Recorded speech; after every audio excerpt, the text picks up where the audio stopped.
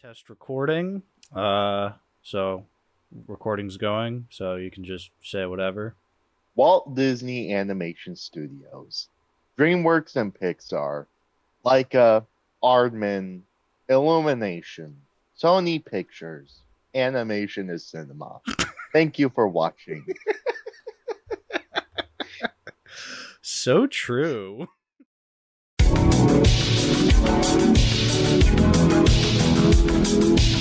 Are you still sticking with Tony Soprano PFP? I was, just because I was going to go with like, oh, it's still Superman Summer. This is a very summer vibe PFP. Unless you had something better. Yeah, sure. Okay. Ah, shit. I just disconnect. No, I was... Am I still here? You are still here, yeah.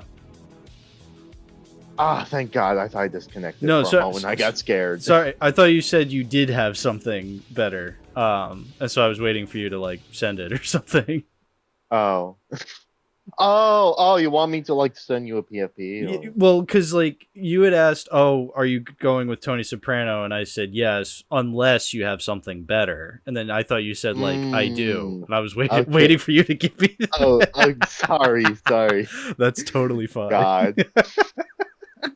That's totally fine. Let me just see if I have some. Let me just see Sure. if I have something in my phone first. Okay, sure. Yeah, if you have anything, I would love to hear it. But yeah, I was gonna go with, like, summer's quieting down now. I mean, I can already feel it getting colder, so I'm just like, before we say Summer goodbye, Superman ending. Yeah, before we say goodbye to Summer of Superman, I say one last pool party, and that is Tony Soprano in the pool. That was my logic, at least. Ah, shit. You know what? I just got something perfect. I just need to look it up on Google first, and then I'll send it. Hey, take your time, man. Take your time. But yeah, while you're looking for that, just, again, I'm thinking we're just going to go pretty lax with this one. We'll just say, like, whatever tidbits we have to say about last-minute Superman things. Whatever documentaries were on here that I watched, whatever cartoons we watched on here, the Super Pup I want to mention. We can mention what we want of Superman the Animated Series now that I've seen it in completion. Right. And yeah, again, like, nothing too hardcore. I won't be, like, separating it into chunks. I'll just have, like, I'm probably gonna call this episode, like, the Superman. You could probably just use the right site for this. Oh, absolutely, dude, absolutely. Yeah. Let's do it. Yeah. Okay. Let's see. Let me change it. Okay. Change it to Peter Griffin. Have fun raising my son, you bastard. There we go.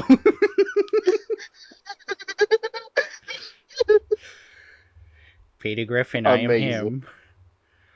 Peter Griffin, I am him. Lois, it's me, Peter Griffin.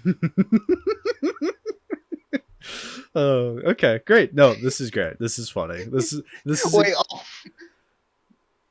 oh my God! I just got an idea. I don't know if I want to do it like pre-episode or before or during the episode, but oh my God! What were you thinking? The fucking 2025 scene where Lex goes, "You piece of shit guy," and then that's where you've always been wrong, Lex. I'm just a family guy. Yes. I mean, it seems today that all you've seen is violence on movies and sex on TV. But where are those good old values on which you used to rely?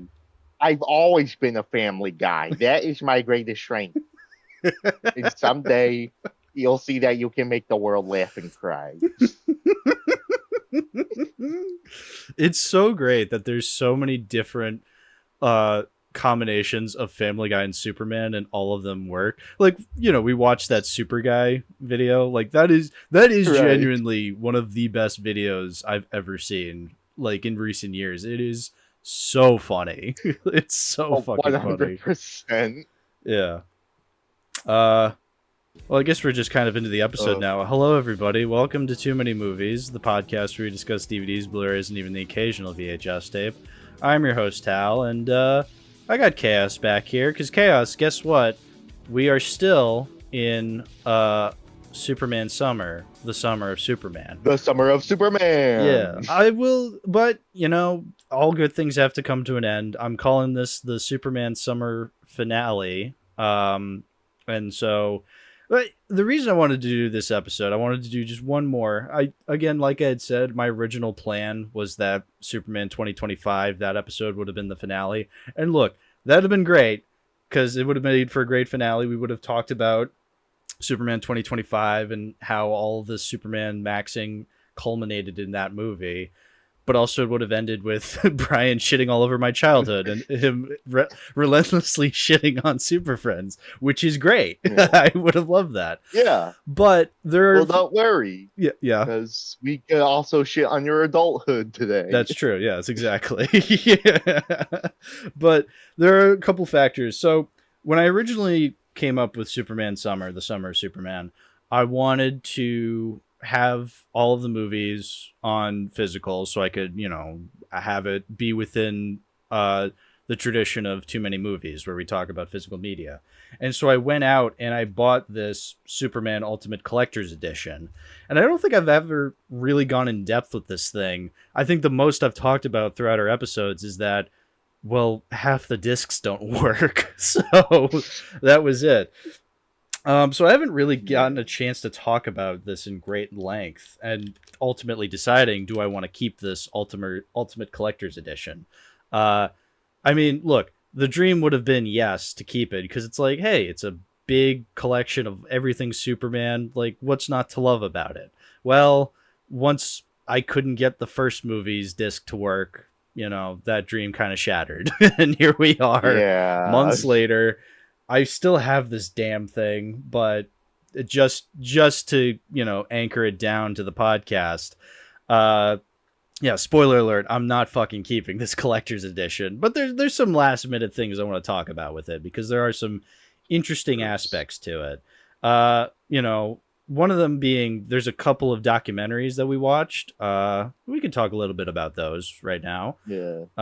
Of course. Yeah, one of them we watched was Look Up in the Sky, the story of Superman, which I honestly thought was a pretty cute documentary overall, that also has some very aged aspects that make it hilarious. Yeah. Mostly because, one of the things that really ages it is, well, the biggest one is that it's narrated by Kevin Spacey. Yeah. And that aspect in particular isn't even like the most notable one to me, because okay, pretty much everyone knows that everyone knows what Kevin Spacey did. Yes. I think only comic fans really know what Gerard Jones did, and I don't think I need to explain just how fucking atrocious of an inclusion that was. See, because I have no idea who Gerard Jones is. He was one of the guys that they interviewed. Woohoo! I get to flex my comic book knowledge a bit. Okay, yeah, you do that. Okay, so the first weird thing is that Gerard Jones hasn't even really written many big Superman books at all, so bringing him onto this documentary was a really weird choice. If anything, he's more well-known for his Green Lantern books. Okay. The one that I'm most familiar with being Green Lantern Messiah, which is Jon Stewart's most popular book, I think. Also a few issues of Guy Gardner Warrior, and someone would definitely need to correct me on this, but I think he also wrote some really sketchy shit with Hal, which is very unfortunate. It was very unfortunate for me. Yeah. No, Hal Jordan. So why does this also? So why is this? So what's the main reason why this is a very poorly aged conclusion? In 2018. He was sent to prison for being in possession of thousands of child porn and also being the distributor. No. Yeah. No. Oh, that's how they get you. Isn't that wacky? That I dug into the situation and it's so gross. Where do they get all of it? Like every time like there's a bust of child porn, it's always like they had terabytes of child porn. It's like, where did they get all of that? That's insanity.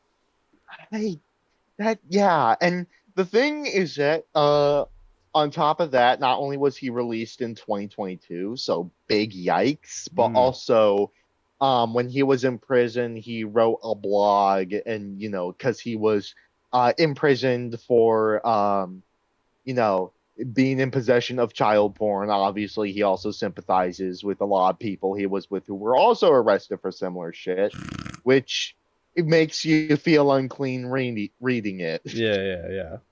I'm not the pedophile. You're all the pedophile. It's like, no, dude, you're the pedophile. Yeah, exactly. And it's like always super embarrassing to me because it's like, we're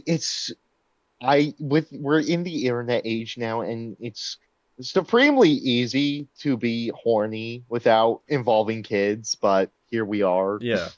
Yeah, exactly. But you also bring up a good point that he's not even really much of a Superman writer. He mostly dealt with Green Lantern. And yeah, like looking at a lot of some of the people they included, like they had Mark Hamill, and it's like, okay, what's Mark Hamill doing here? He voiced the Joker. That's more Batman adjacent. But in fairness, he did bring up like, oh, I was a huge fan of the Superman show during the 50s when I was a kid. It's like, okay, that makes sense.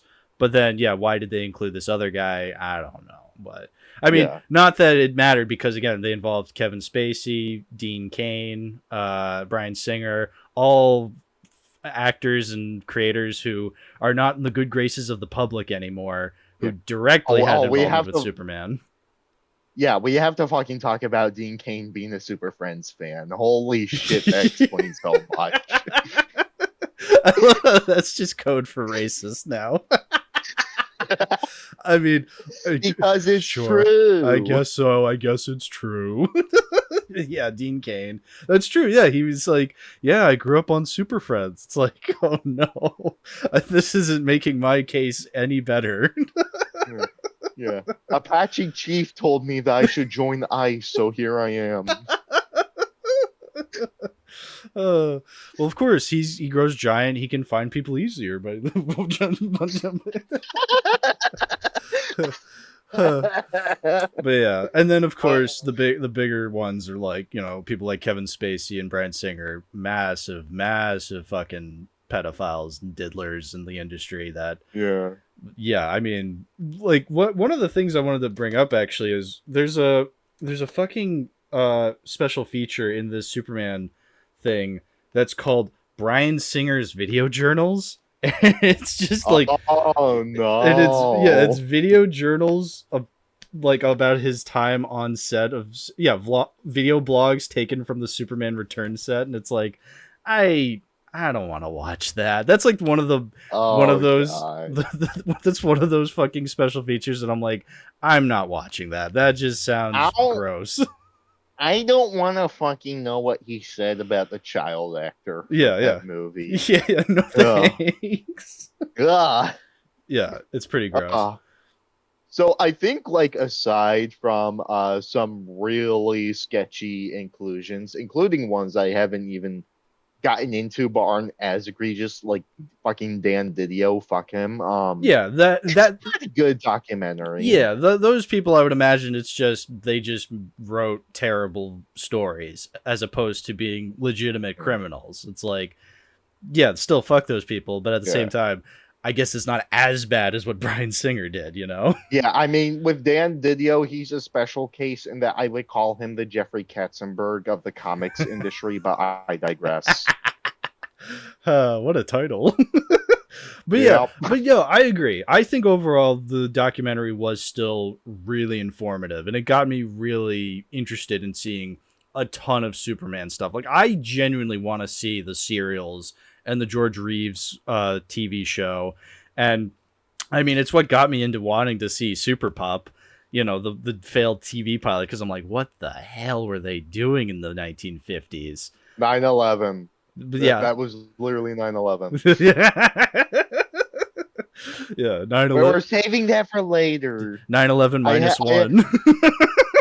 Oh God, we're saving not yet, Minion. Not yet, Minion. Not yet. Getting ahead of ourselves. But there was just it went into detail of a lot of Superman stuff that happened over the years. Like there's that 1970s made-for-TV musical that looked really interesting. That I'm like, I gotta see this. It looks terrible, but that just makes me want to see it all the more. I think it's on YouTube. I didn't have time to watch it before this episode, but wow, yeah, no, it looks hilarious.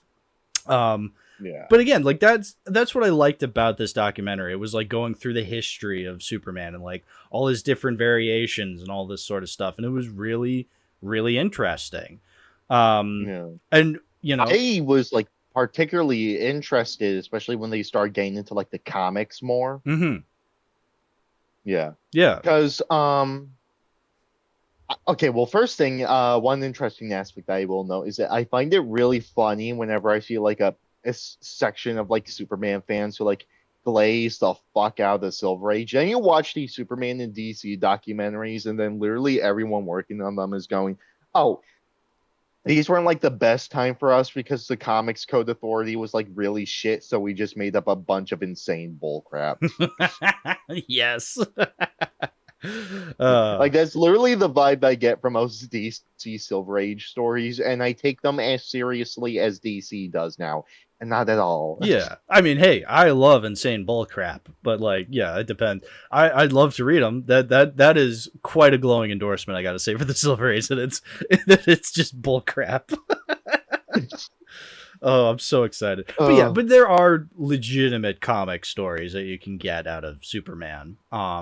And hey, yeah. I've been reading them. Like I read, I think I mentioned this, but I read like a bunch of the original issues from the late 30s into the early 40s of Superman. Like that was really interesting to read.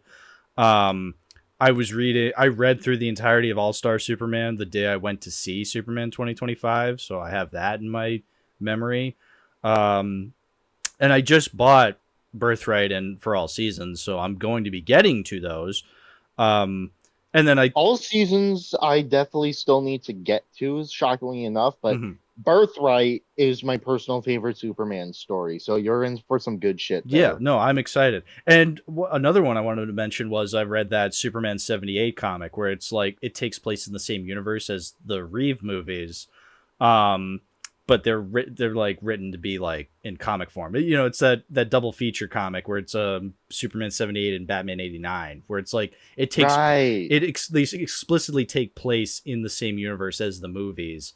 And they were great. Like I was shocked I liked Batman 89 that much because it was like dealing with a lot of like racial issues and stuff like that. And I'm like, I don't know if I trust comic writers to be this subtle, but they handled it perfectly. I was like, oh my God, this is phenomenal. Like this is great.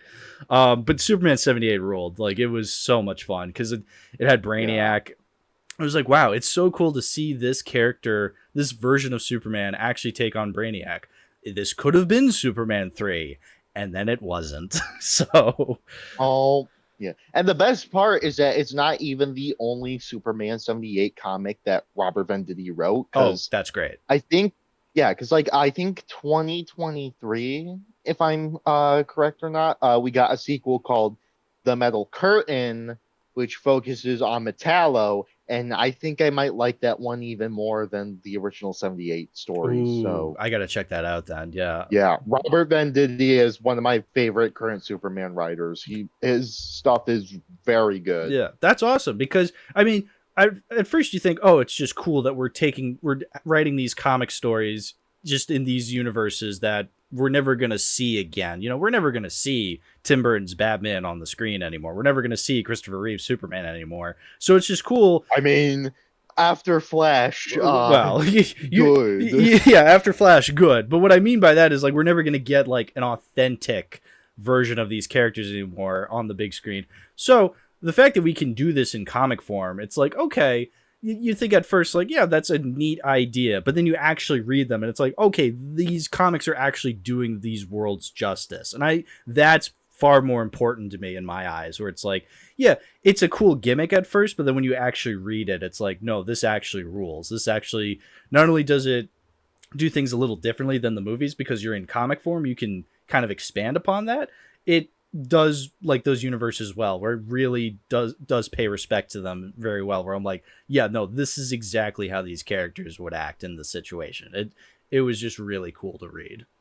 Hell yeah. I also remember since you posted in the server before, you finally read an issue from a writer that I mentioned a fair bit during the summer called John Byrne. What'd you think of it? So let's talk about that. So another thing I wanted to bring up, I kept forgetting to tell you about this, because I realized this. So with the Superman collector's set, it comes with a bunch of shit. You know, it comes with like all these discs with footage and all these little tidbits, these documentaries, whatever, like all these special features.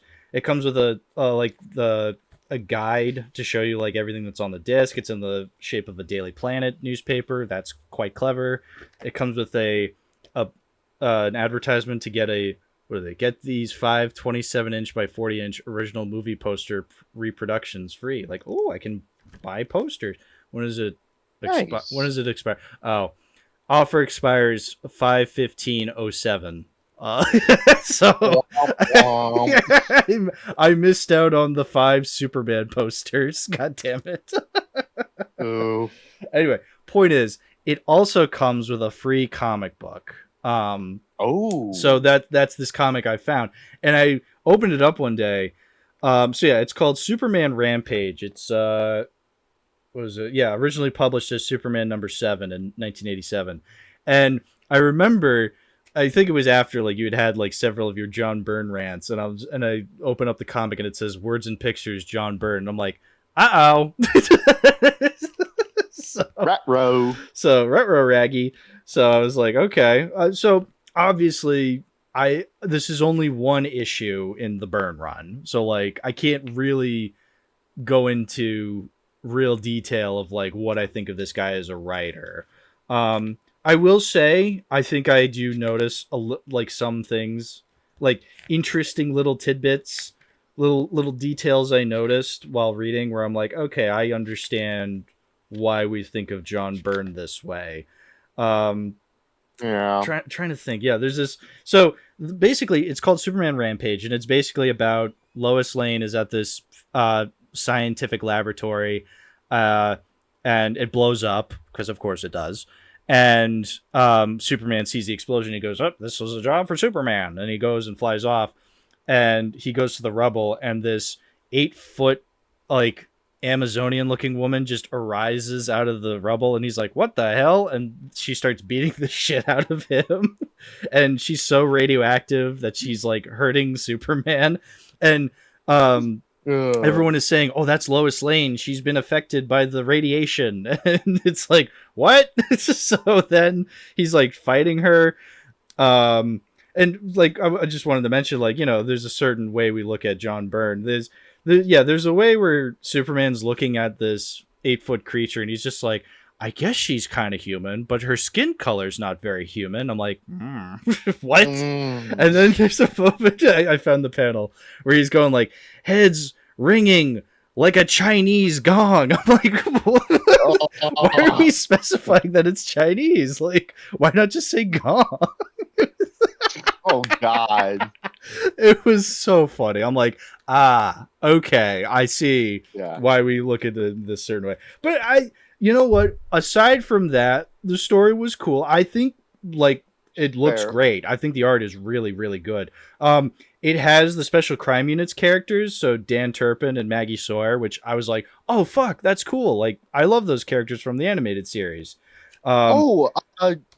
John Byrne actually did create Maggie Sawyer. Okay. So I will admit, in spite of a lot of the shortcomings that I know about his Superman stuff, and the fact that he was largely carried by other writers at the time, like Marv Wolfman and Roger Stern, he did actually create and contribute to a lot of the Superman mythos. Still, I will admit that. Yeah.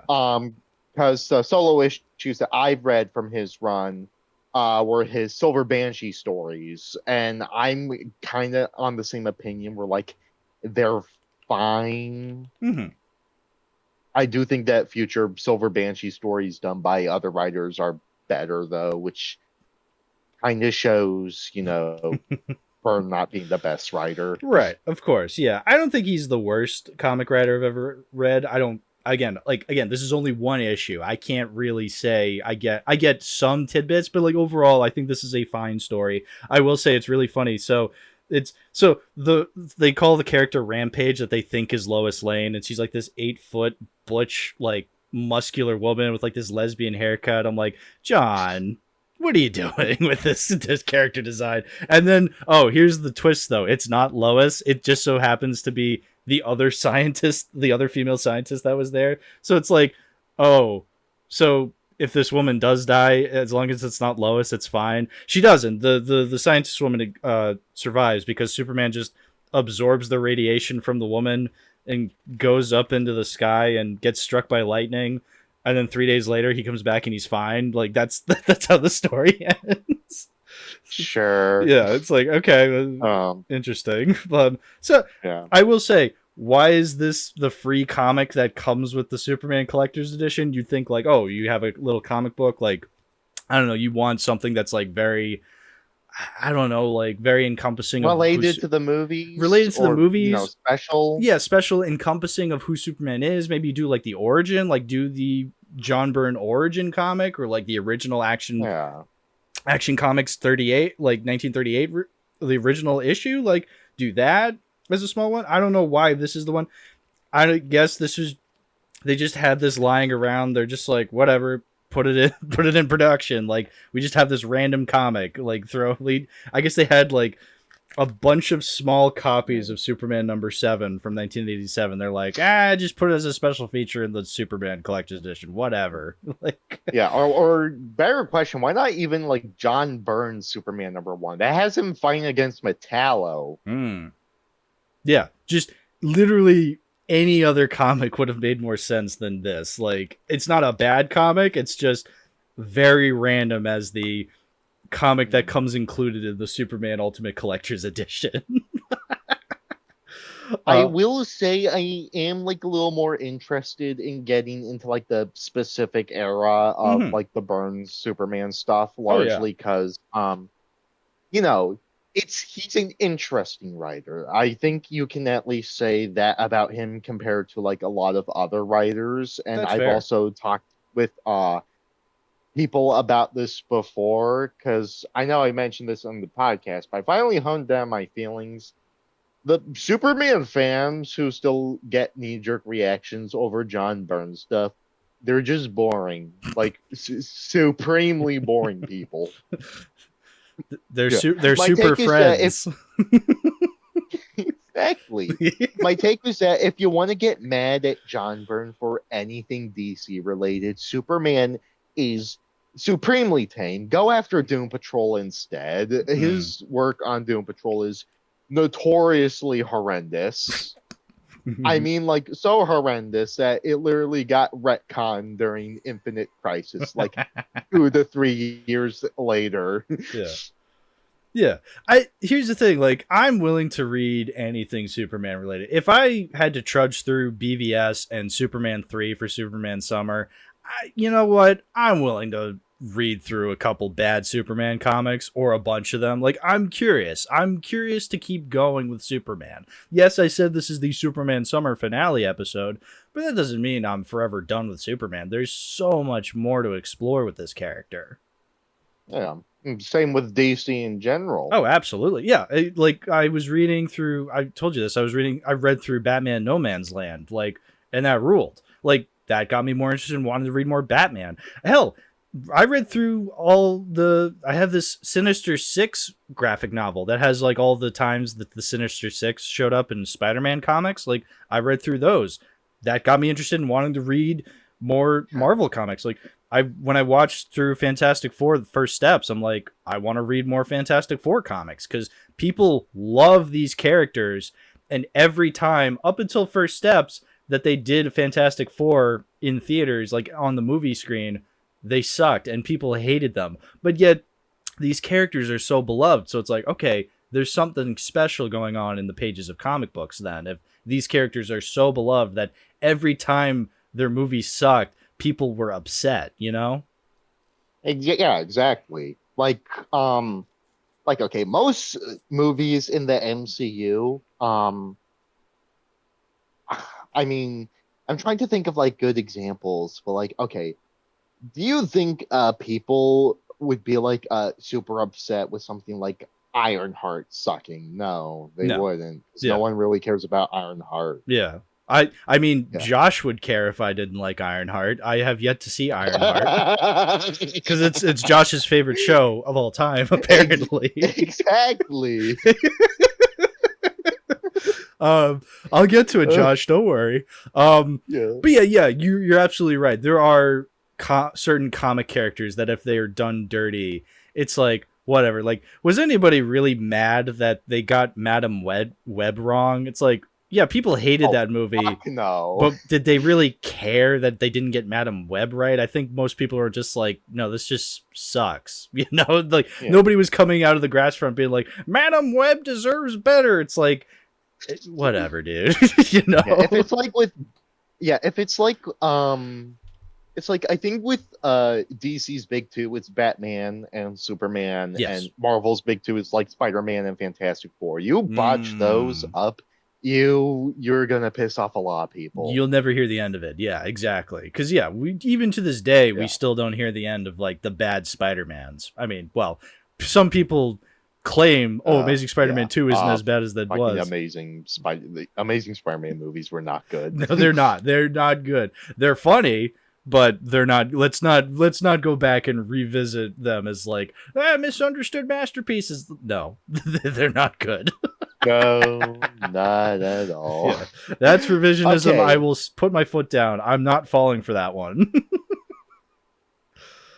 Yeah, but okay, so getting back on topic a bit. I guess going. Do we want to talk more about like this particular documentary? Because if you have anything else you want to say about it, I'm down to clown. I'm gonna be honest. I watched it like a few weeks ago, so I can't really remember too much noteworthy aside from like the other stuff that I learned about. That's fine. Even then, most of that we can like go into further details on like the other stuff. So. Sure. Yeah. No, I didn't think it was a bad documentary. I am a sucker for 2000s documentaries. They have a very specific style to them. I mean, we just talked about Life After People a couple weeks ago. You know, that's very 2000s documentary style. But like there's this. I watched this Doctor Strangelove documentary that's on the DVD of Doctor Strangelove that I have. That's from like 2000.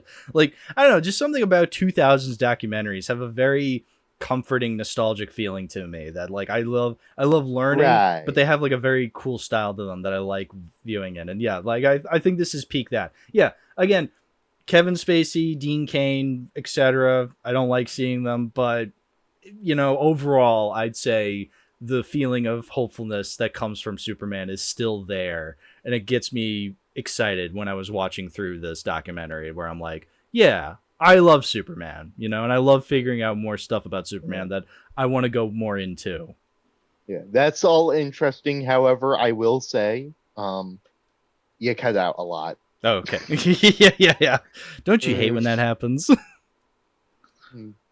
I should know. Yeah, exactly. So, Superman documentary good, but we can move on. That was basically what I was saying.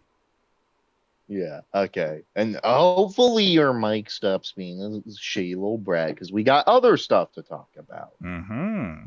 So, there was another documentary that both of us watched. And I believe this one is particularly centered on Christopher Reeve. Yeah, Superman, the Christopher Reeve story, right? Yep. Yeah. This was the first one that I watched for this episode, and it's journey, but in a very different way. So, this is a documentary that is largely focused on the life of Christopher Reeve, not just like the Superman movies, but the general life of Christopher Reeve, Yeah, Reeve his in youth, general. his Yeah. life as a family, and the legacy of the Reeve family in general. And like 5 minutes in, and it's just a massive gut punch of a documentary. Oh yeah, absolutely. This was like one of those documentaries that I was told, like when it first came out, people were just like, "You gotta watch this. Like this is something special." And I'm thinking, "Yeah, I'll get to And then I watched it. I'm like, "Oh yeah, this it hits hard." I mean, it's a fascinating documentary because it's you're learning about the man behind Superman. Yes, they have to have that angle of being like, "Oh, you know, he was Superman, like one of the biggest superheroes ever." And, he's one of those actors that is just seen as Superman. Like every time people see him, they're just like, that's fucking Superman. But there was a life behind the scenes, behind the movies. It wasn't just Superman. There was, a real person behind him, a person who a lot of people still consider to be a super guy because he was just such an amazing person. Um, Exactly. and I feel like, because I mean, the big thing is that, when in the early 90s or mid 90s, actually, he fell off a horse and got brutally paralyzed. And most people thought he wasn't going to survive. And yeah, it eventually did kill him, but like 9 years after it happened. So he was paralyzed for 9 years. And it's just an amazing story about how, even though he was like, in this horrible, horrible predicament, he still came out of it with, the most optimistic you can be, which is very Superman, I must say. Exactly. Like basically he came out of this and it started an entire organization meant Mm-hmm. to help disabled people. Like that is powerful. Yeah. Yeah. And like I think my one part that really actually stuck out to me is basically how he initially started the organization and sought to cure people of their disabilities. Eventually, some people took more offense to that since it sort of made them feel like they're broken. So Mm-hmm. Christopher Reeve isn't a perfect person. The documentary acknowledges that. So what they do is that they the organization recruits his wife at the time and basically has her act, and now she's the heart of the organization, actually emotionally supporting disabled people that the organization is trying to help. Mm-hmm. I feel like that's another very Superman thing to me, where you're doing something really good and you mean well, but you screw up, so you turn to someone else to help out. Yes. Yeah, no, that is very Superman, and I mean that just that just further proves just what perfect casting this guy was as Superman.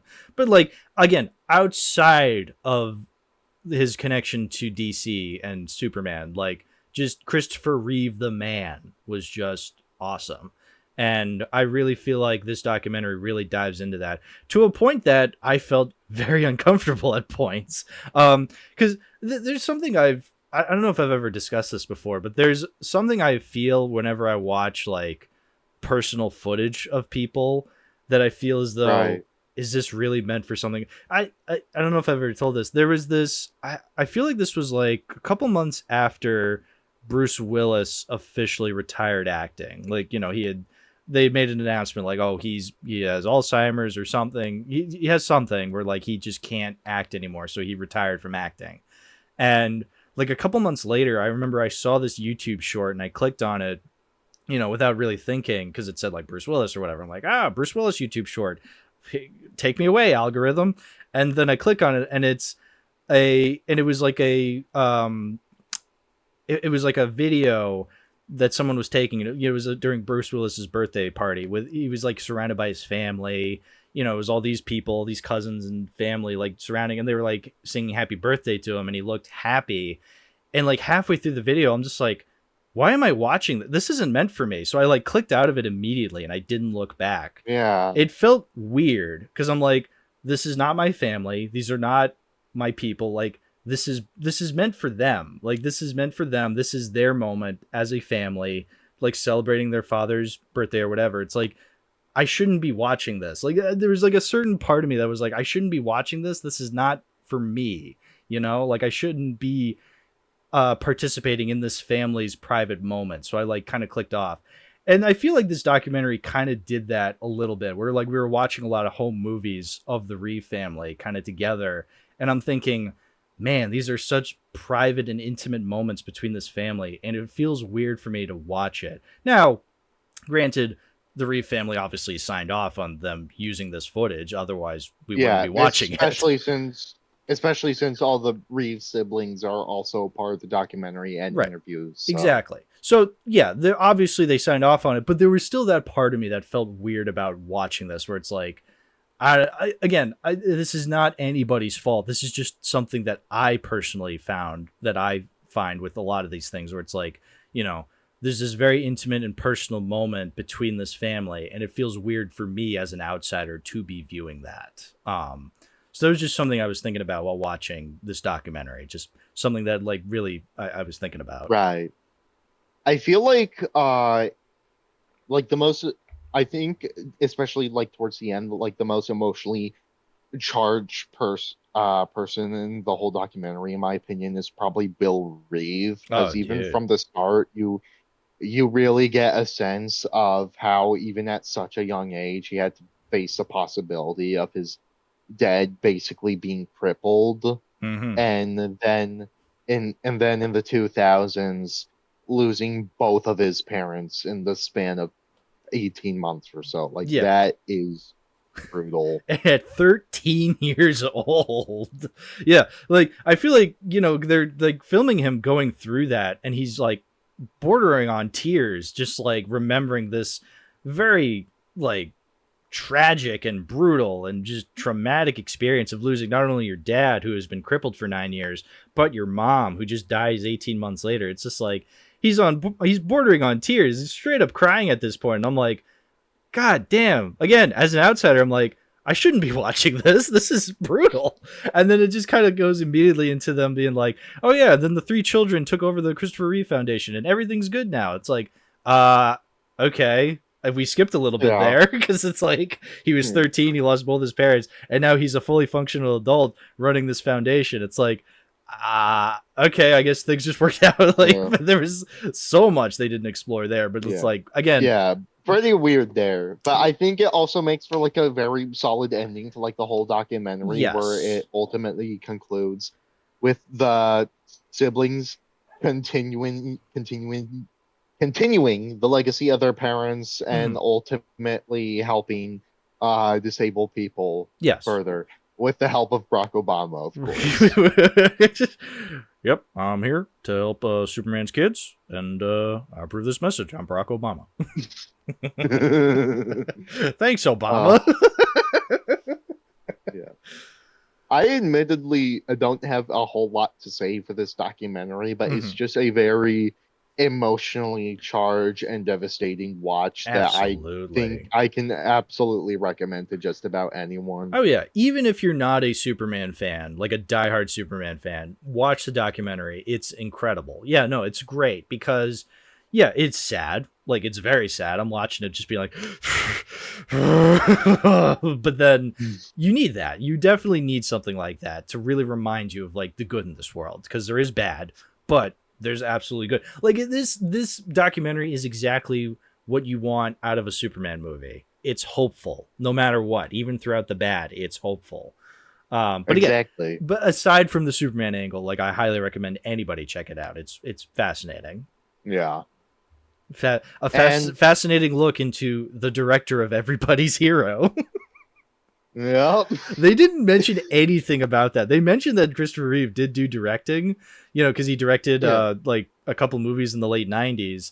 And then, but he also kind of directed Everybody's Hero, that animated movie about the talking baseball and bat and the kids trying to get the bat back to Babe Ruth.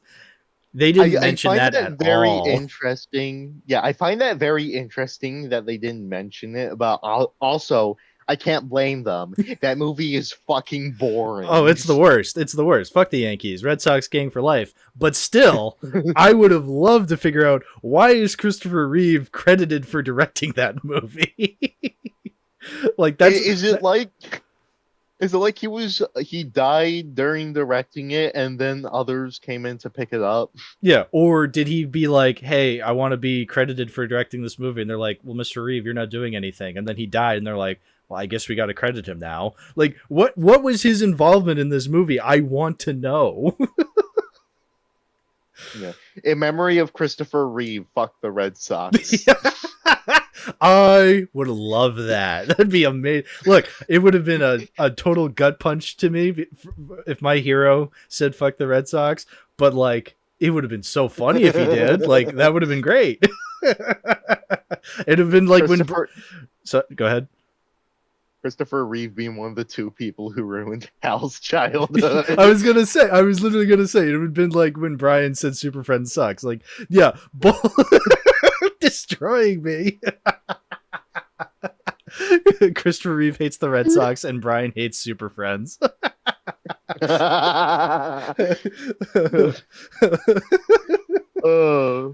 Yeah. Oh, well, I just remembered there's another documentary you wanted to talk about that I totally watched because it was totally on the disc that I collected and I totally had the fucking time for it, Mr. Hal. That's right. You Will Believe: The Making of a Saga. Yeah, I watched it's just another documentary, but this one's more focused on the movies. It's not just like, Look Up in the Sky was about Superman as an entity. Superman, the Christopher Reeve story, was more focused on Reeve. Whereas this focuses more on the movies, so like the Reeve movies in general. And yeah, it basically goes over everything that you pretty much went over when we talked about the Superman movies. So including the Salkinds. The Salkinds were a big part of it. Yeah, they're just like, we are producers. We're here to make Superman movie. We put Robert Redford in the movie. No, he doesn't want to do it. All right, we find someone else. Yeah, no, it's fucking posers. Yeah, they don't. It was really interesting. They don't interview Richard Lester. They bring him up. They talk about how, like, he was kind of the go between Donner and the Salkinds at one point, and then ultimately when Donner was let go, then he took over. And a lot of the people were saying, like, like Margot Kidder was pretty much like, all right, no, like, you don't mess with Donner, my boy Donner. Like, she was very vocal about that. But a lot of the other, like, set people, like the production designer and makeup and whatever, like, they didn't really have a problem with Lester. They're just like, yeah, he was a nice enough guy, but like, he wasn't Richard Donner, so like, they go more into that, but they don't interview Lester. Like, he didn't show, like, they were mostly talking about him. They didn't have him show up to like be interviewed, and I found that interesting. That's fucking funny. Yeah, that he did, like, because, like, who is this man, Richard Lester? Like, he seems like such an enigma in the Superman canon, and they didn't interview him. He's still alive right now, and yet nobody interviewed him for these documentaries that were made in the mid 2000s. They interviewed Donner. Like, Donner had plenty to say. They interviewed Tom Mankiewicz, who was there with Donner. Like, he had plenty to say, but like, Lester just all of a sudden, like, I don't know, nobody seems to want to interview this guy for these Superman documentaries. It was interesting, to say the least. Yeah. When was this documentary released? So I think You Will Believe, what does it say? Look Up in the Sky was 2006. You Will Believe is also 2006. I think because they get Bryan Singer for it. No, they got Bryan Singer for Look Up in the Sky. They didn't for this one, because this one is more aimed at the original 4. So all the ones with Reeve attached. So they didn't interview Singer at all. It was mostly just crew and actors who were a part of the movie, like the Reeve movies. It was really interesting because people loved Donner. Like, that was the takeaway from that I got from this documentary, was that, like, people loved Donner, except the two most important people at the top, the Salkinds. They did not like Donner after a certain point. And the Ilya Salkind, I think the son, because he was the one alive, because Alexander Salkind wasn't alive anymore. I don't know when he died. Right. I mean, he was an old man when they were making the movie, so like, you know, he probably was not alive in 2006. Yeah. But Elia was just like, yeah, he seems like kind of a funny guy, but you could tell he was just not telling the whole story with a lot of things. Where he's just like, yeah, you know, we didn't get along, but they let bygones be bygones. It's like, all right, dude, like, I see what you're doing. But he was kind of an he seemed like the producer type, you know, like the definite producer type. But yeah, there was this really interesting line I would just want to mention where Mark McClure, Jimmy Olsen in these movies said, like, you know, had they not fired Donner, who knows? Like, we probably would still be making these Superman movies even today. And it was like really interesting. Like, it was a really interesting line I think about, because it's like, yeah, how different would the Superman movies have been if Donner had actually stayed? I mean, obviously, they'd be a lot better than Superman's 3 and 4. But yeah, it's still interesting to think about. I'm just wondering if Donner would, if they did also keep Donner around, would we have gotten like more of the repetition that we've already seen in the theatrical movies, or less of it, or the same? Right. Yeah. Because I mean, because I've kind of noted before, like the Snyder movies are just reduxes of 1 and 2, and on top of that, you even have the new movie taking some musical cues from the Donner films. Right. Really well, I will add. Yeah. But still. No, exactly. That's a good point. Yeah. Because here's the thing. I would probably say maybe because Donner, even though he only did the first Superman, he did do all 4 Lethal Weapons. And I will say, by the time you get to Lethal Weapons 3 and 4, they do seem very repetitive and samey as the first one. Now, that is no indication that maybe that would apply to Superman. I'm just saying that's mighty interesting. For sure. But also, would we have gotten something as bad as Superman 3 at some point? I don't think so. I think Superman 3 was a very, very obvious indicator that this could only happen under the Salkinds and Richard Lester. Yeah. Yeah. Very fair, 100%. Yeah. There's actually a really interesting part. So they say Superman 3, you know, it didn't do well, so then they had to sell the rights to, you know, fucking canon when they did Superman 4. I love the way Ilya kind of tries to cope with that, where he's just like, you know, people said Superman 3 was not a success, that it was bomb. It was not bomb. If it was bomb, you know, Globus and Canon wouldn't have bought it. It's like, do you not know who Canon Films are? Like, they absolutely would have bought it if it was a fucking bomb, you fucking idiot. Like, he was trying to play it off like, yeah, no, Superman 3 was actually a big success. That's why they bought it. It's like, oh, that's why you sold it to them? Like, because you didn't want to do it anymore? Like, fuck you.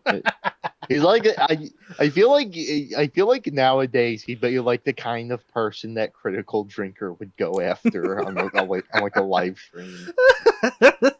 Yeah, you know, that's why, you know, they say BVS was not a big bomb. Well, guess what? That's why James Gunn bought Superman back. You know, that's why. These movies. Why are these people just fucking liars? Because they don't want to admit it was not a huge success. He's like, no, it was a huge success. Superman 3, Richard Pryor, it was huge success. Huge movie. Like, no, it was not. I will say, watching through these documentaries, I appreciate Annette O'Toole as Lana Lang a lot more. It's like, god damn, because like you hear her talk about working with Chris and like working on those movies. It's like, man, she rules. Like, she would have been great to see more of. And then it's like, no, what we got was Superman 3, and it's like, that sucks. She's in Smallville though. She's like Martha in Smallville, so that kind of makes me want to watch. That makes me want to watch through Smallville now, just to see how that went. Yeah, I gotta watch True Smallville sometime, but it's such a big watch. Oh yeah, 11 seasons or 10 seasons. Like, I mean, still, that's a lot of television. Yep, fucking 20 episodes are like 45 minutes each. What the fuck, man? Yeah, exactly. That's a lot. I mean, hey, I'm willing to do it. Just I don't know when. Maybe in 2040. That's when I'll do the Smallville episode. Yay. Yeah. But yeah, no, I mean, hey, there was an easier show I watched through, and that was Superman the Animated Series. So I just, you know what? I just want to talk a little bit about that. Do you want to do that? Hell yeah. Okay, I great. watched World's Finest this morning in Yeah, prep. So yeah. So obviously, a couple episodes ago, we talked about the Last Son of Krypton, the pilot movie that's kicked off Superman the Animated Series, and then I thought, you know what? Let me go through the whole show. So ever since then, I watched through the entirety of Superman the Animated Series, all 3 seasons. It's interesting. Season 1 and 3 have like 13 episodes, and then season 2 has like 26 episodes. yeah. So It's like really weird because I've noticed this with like a lot of the DCAU shows, but like not only is there like a discrepancy, like a difference in between production episodes in between the production order and the airing order, but also even with fucking physical releases and what's listed now, there's like a difference between what's considered a how many episodes are in a full season or not. Like for example, basically just one example is Justice League Unlimited, where it has a physical release that's like season 1 with 26 episodes and then the season 2 with 13 episodes. But no, what's listed now is that it has 3 seasons, each with 13 episodes. So why did you merge the first 2 seasons together into one season for a physical release? Or probably the most infamous example, Batman the Animated Series, which got like 4 seasons with that are listed as physical releases, each pretty balanced with the new Batman's Adventures listed as the 4th season. Then you look at fucking serialized and Max, and it's like 65 episodes for the first season, 15 or 20 or so episodes for the second season, and then the third season is just TMBA. So like, why do you do this weird ass sandwiching stuff? that's bizarre. Yeah. But yeah, no, I watched through all of Superman the Animated Series, and I do plan on getting to Batman the Animated Series afterwards, because every time they brought Batman into the series, not only did it rule, but I did feel like I was missing out, where I'm just like, I'm supposed to know a lot of these. I mean, it's Batman, so like I know who Alfred is, I know who Robin is, I know who the Joker is. It's like I'm not like lost in that regard, but you know what I mean. Like there's a bit there, I feel as though I'm supposed to be a little bit more like, that's Kevin Conroy's Batman. Like, and I am familiar enough with Conroy's Batman because, you know, I love Batman Mask of the Phantasm, but I feel like Mask of the Phantasm does that a lot better than the way the animated series kind of implemented Batman the Animated Series. For sure. But look, like if anything, you can view Mask of the Phantasm as like a whole pilot for BTAS, so that's probably why. That's probably why. I mean, I love Mask of the Phantasm. And look, I loved every time Batman showed up. If anything, Batman was awesome in the Superman series.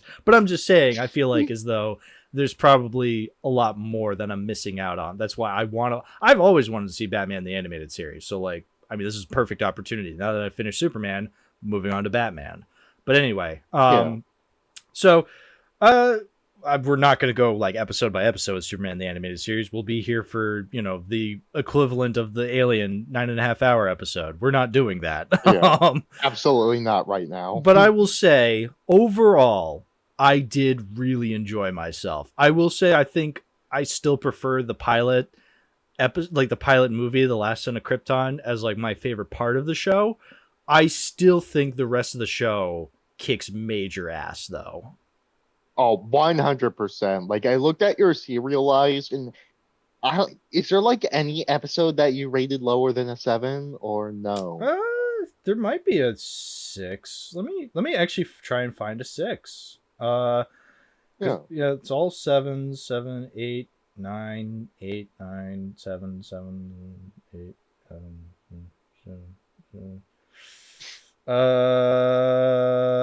Any in season 3? Wow, no, I guess not. I guess I really like this show. It's all just 7s, 8s, and 9s. That's great. That's amazing. Yeah, I didn't even realize that. I thought there were some, because there are some episodes that are weird. You know, 7 would probably be the lowest, but like I still had aspects of those episodes that I still really liked, you know? Yeah, and I applaud it because like the more that I do think about it, having watched this show twice and doing my turnaround on it last year, I do think this is my personal favorite DC show. Yeah, it's really cool. It's a lot of Yeah. fun because I got to really experience a lot of Superman's rogues galleries properly. You know, I feel like, you know, we're always talking about of superheroes rogues galleries. The two most iconic are Batman and Spider-Man, because me as a normie, I know who fucking Green Goblin or the Joker is, but like when it comes to Superman's characters, I feel like, yeah, I know who Lex Luthor is, I know who Brainiac is, but I didn't know who Parasite was. I didn't know who Livewire was. I didn't know who Mixia is. Like, now is my opportunity to finally get these characters in ways that really introduced me to them. And yeah, I really like these characters. I honestly, I think every single one of them I had so much fun with. Like, some of my favorites got to be Metallo, Parasite. I really enjoyed. Mixia, like Gilbert Gottfried, man, what the goat, absolutely. Holy crap, Gilbert Godfrey! I thought you were dead. Yeah, it was so good. Like, yeah, it's obviously Gilbert Gottfried, but Gilbert Gottfried's got to be one of my favorite comedians ever. So him just saying anything in those episodes just ruled outright. I gotta say, one villain I was particularly impressed with was Bizarro. Like, I really enjoyed this version of Bizarro. It was a little weird because at first it's not like he's not somebody who comes from Bizarro world. He's just a failed clone of Superman's that has an identity crisis. But like, I still really like this. I still really like this characterization of him. I like that it's still Tim Daly as Bizarro, just doing like the me Superman voice. Like, that's really cool. That Tim Daly can be this very like kind of straight-laced Superman, but also be this like monster who talks like this, who talks like caveman. Like, that great voice performance from Tim Daly. Yeah, I think that's really great. I do find it really weird that Bizarro wasn't voiced by Tim Daly, but instead Dan Castellaneta. Oh, yeah. Dude, please save me, Superman. It's a good point. Yeah. So again, Super Guy, best video ever. So fucking good. I've watched it so many times. It never gets old. It's so fucking funny. Anyway. Have fun raising my shine, you bastard. Yeah, exactly. I will say they go into Darkseid a lot in this show, which I was very impressed with, because I'm like, you know, Darkseid's one of those villains that I feel like was hyped a lot in the 2010s, because everyone's just like, oh, you know, if you think Thanos is cool, wait till the DCEU tackles Darkseid. It's like, yeah, I'm still waiting. Yeah, I have my own opinion with Darkseid that I kind of want to share, because I think Darkseid's a really weird villain in that he can either be an S tier super good villain or complete bottom of the barrel for me, because there is a very I think Darkseid gets used a lot as like this supremely overpowered and ultimate alien conqueror that the Justice League has to conquer, and I find that incredibly boring, because it's like the critiques that people have with Superman, but it's actually true, right? Where Darkseid is both super powerful and also super smart. Yes. Like, how do you beat him? Right. Yeah, I was thinking that, because there were times where I was thinking like, all right, I feel like this guy is pretty all powerful, except when he's not. Yeah. Like, it was getting very interesting. I like the voice performance. I think Michael Ironside as Darkseid fucking rules, but I do feel as though there were some points where it was like, it's getting a little weird. I think his last appearance in the finale was really cool. I love the way they kind of defeated him. Yeah. I mean, spoiler alert, they defeat Darkseid by putting his hand, but Superman puts his hands over his eyes as he's doing his laser eyes, and Darkseid's heads explodes. Not really. Like, he just has like this enlarged head now, and Superman throws him, and his subjects are just like, what the? And Superman goes like, go on, you're free now. Do with Darkseid what you will. And everyone surrounds him and like picks him up as like, here you go, master. And I love Darkseid's final line where he's just like, I have many things, Kal-El, but here I am God. Here in God.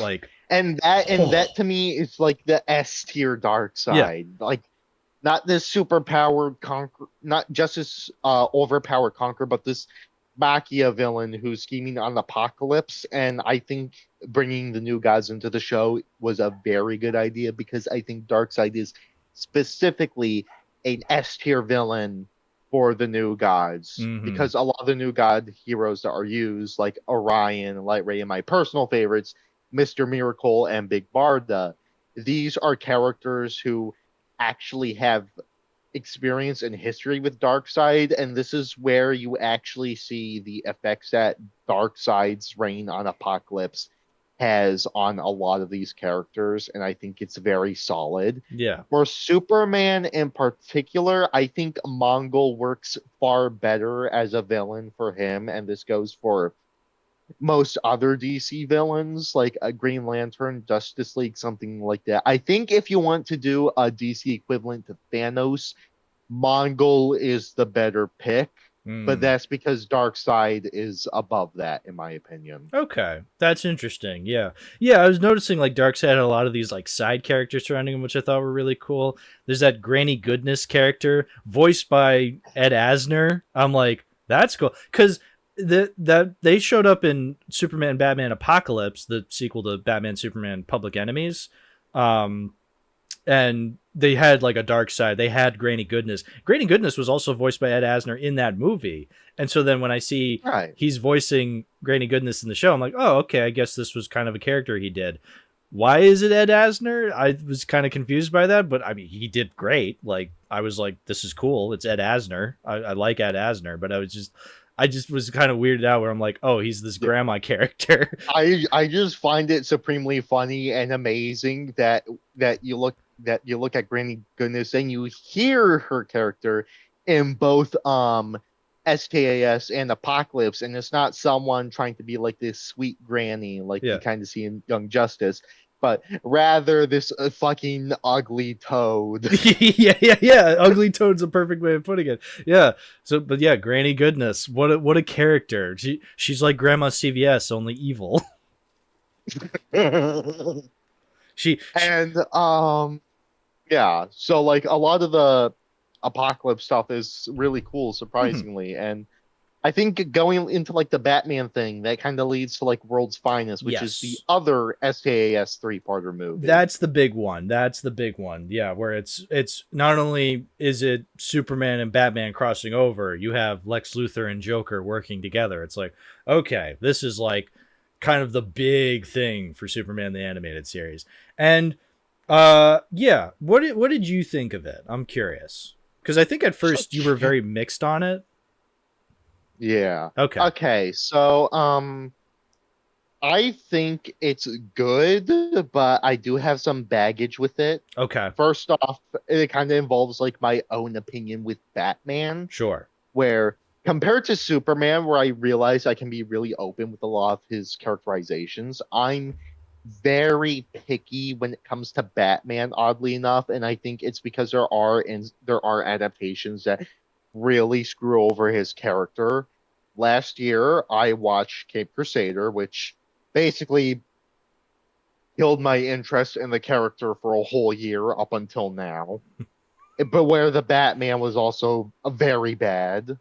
And the season that ties into this most is the new Batman Adventures, which I think is like a little better than I gave it credit for, but it still has some really horrible episodes.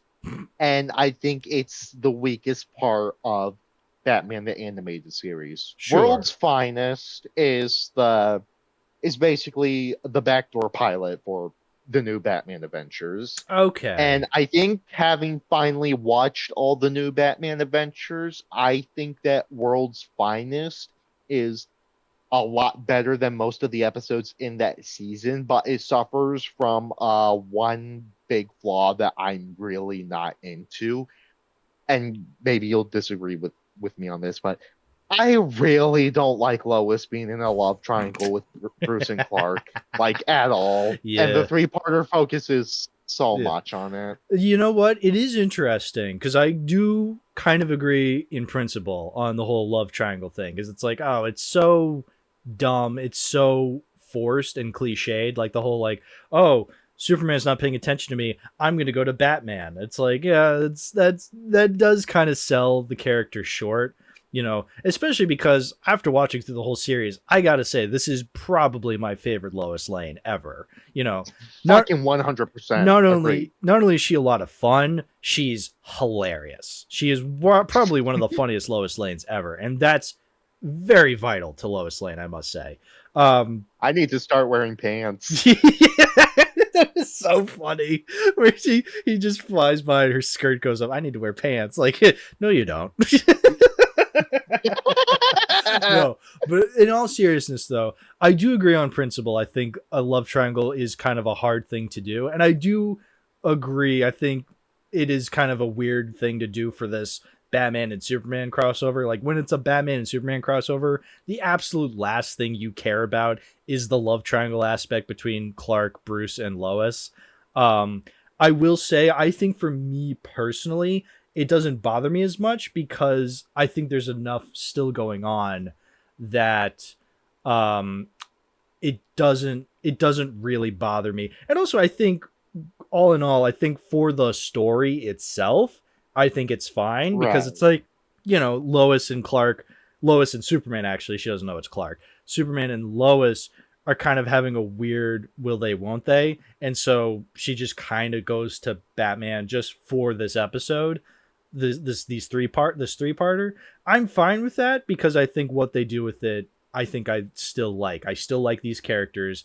I like this Bruce Wayne. I like this Lois. So to have them interact, like, I'm fine with that. I think they do have good chemistry for what they are. I will say yes. That's definitely fair. Right. But I will say yes, on principle, that is a weird kind of concept to throw in a crossover where it's like, we don't care about this. We just want to see Superman and Batman like fight bad guys. It's like, yeah, right. That's what we want to focus on. So I completely sympathize with you. Yeah.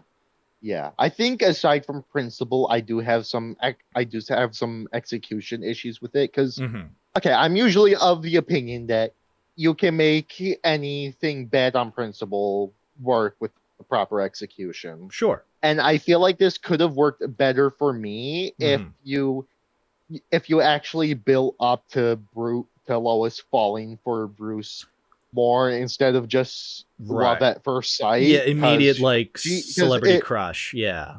Because it establishes that Lois has heard a lot of shitty stuff about Bruce beforehand, and also maybe make it so that way some of the dialogue with Bruce is more natural instead of a lot of it centering around how Bruce is stealing Clark's girl. Like, every time that was said or mentioned, I felt like cringe was getting injected into me.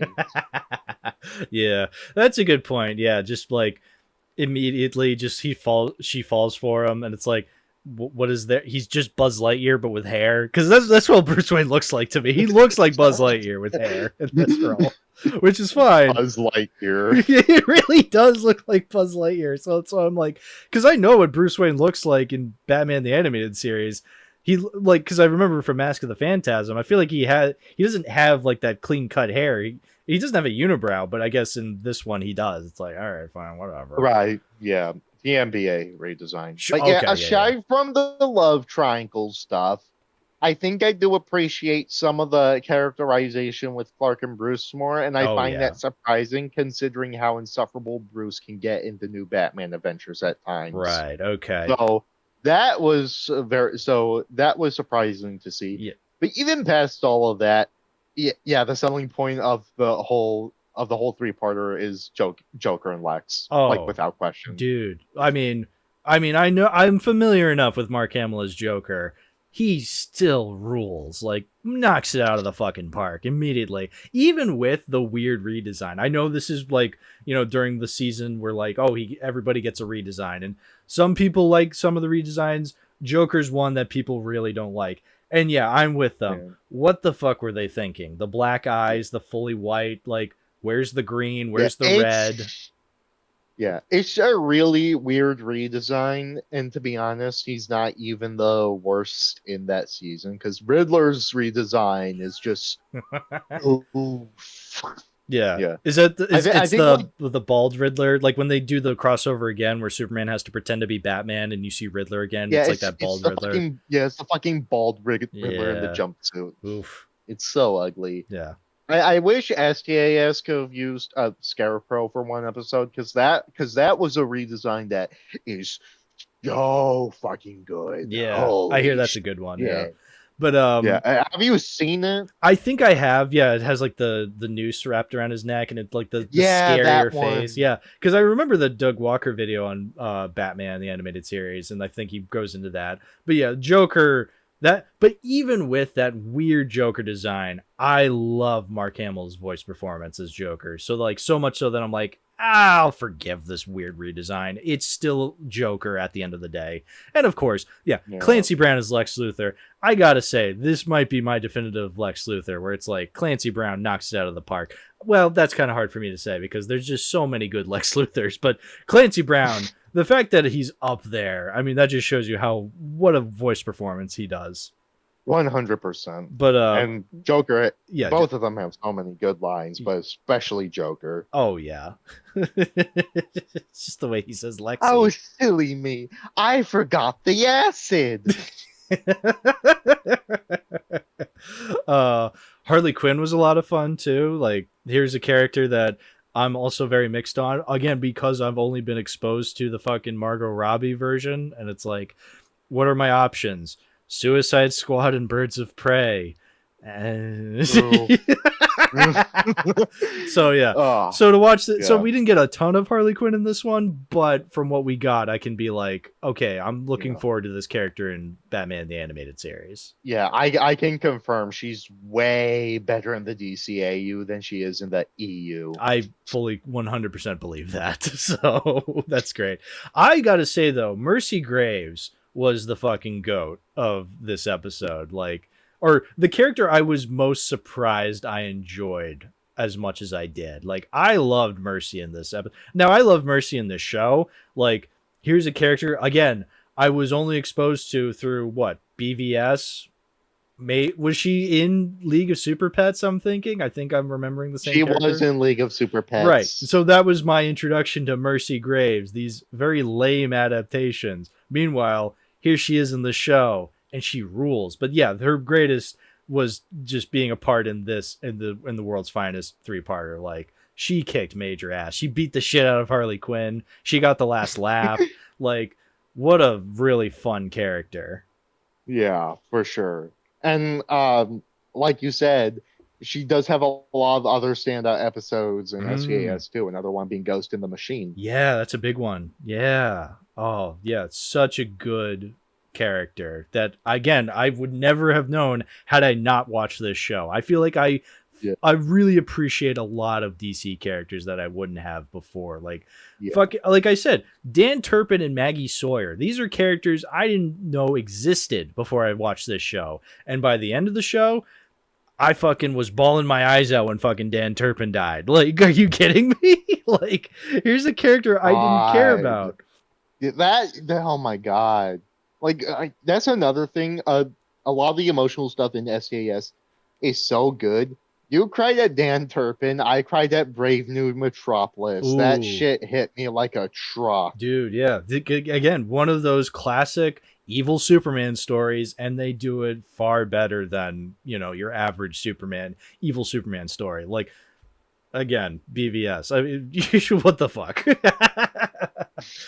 Because here they are kind of tackling a similar thing, like they were trying to do with BVS, and like, oh, Superman, but he's a fascist. It's like, okay, we do this again in Brave New Metropolis, but there's a lot more going on than just, oh, he just, turns evil because Lois dies. It's like, no, he becomes mega depressed when Lois dies, and so then Luthor uses him and exploits him, and so then that's where he becomes a bit of the fascist. It's like, okay. And that is so much more interesting than a lot of the typical evil Superman shit. Right, yeah, there's influence. It's not just, he's just evil. There's more influence to it, yes. Like, no, he's not going to turn into a dictator when Lois dies. He's going to get fucking depressed when she dies.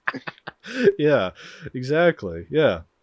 So yeah, no, I Yeah. really appreciated that. But Yeah. anyway, back to I World's Finest. Yeah, I will say, going back to World's Finest a bit, on the topic of mercy, because I was talking about this with my friends a lot. So this kind of ties into my adventures with Superman, because one Mm. addition to that show that always thought was odd was Slade, even though he does have some really funny bits. Mhm. At first, I was like, oh, it should have been Bloodsport, but then he doesn't really fill that role that Slade does in the show, and then later, he shows up in the tie-in comic. And then we were like, it should have been Metallo, and I also kind of get that perspective, even though we saw a pretty lame take on Metallo in season 2. Then we get to like the season finale of like season 2 of My Adventures, and then we see him with Lex as like his new assistant, and I'm like, fuck, it should have been Mercy, not Slade. Yeah. Yeah, you bring up a good point that like it is weird that Slade is just kind of involved in these Superman. Again, I like Deathstroke from what I've seen, what being My Adventures with Superman and what else was he in? Teen Titans Go to the Movies. Yeah. So maybe I haven't seen I that mean, much of Slade, but I mean, hey, to be fair, he doesn't touch kids in either of them. well, So, you know what? Already, I'm a huge fan. Then, oh no, no, you were the chosen one. wait, did you say he doesn't touch kids or he does touch kids? Oh, he does touch Oh, he kids. does? I'm not a huge fan. Never mind. I can't believe I can't associate with Slade anymore. My goodness. Yeah. Oh You my think you God. know a I guy. don't think I ever told you about this before. Like the whole fucking thing with Judas Contract, which is like his most popular story, the original version of Judas Contract, is sleeping with a 15-year-old Tara and Marv Wolfman putting all the blame on the 15-year-old. Well, what was she wearing? Nothing? Oh Yeah. God. Wow. Okay. Great. I can't associate with Slade anymore. I can't believe this. He's not going to be on the next episode. Let me tell you.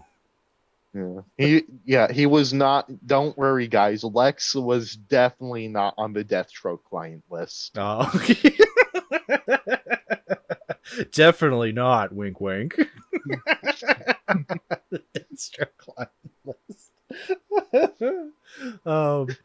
No, yeah, no. So speaking of Metallo, actually, let's talk a little bit about Metallo, because Yeah, because he fucking rocks on this oh show. yeah, not only is he voiced by Malcolm McDowell, great voice actor. We gave him his roses during the last Son of Krypton discussion, but yeah, no, it's great that we have this character that kept coming back, and every time I was very excited to see more of him.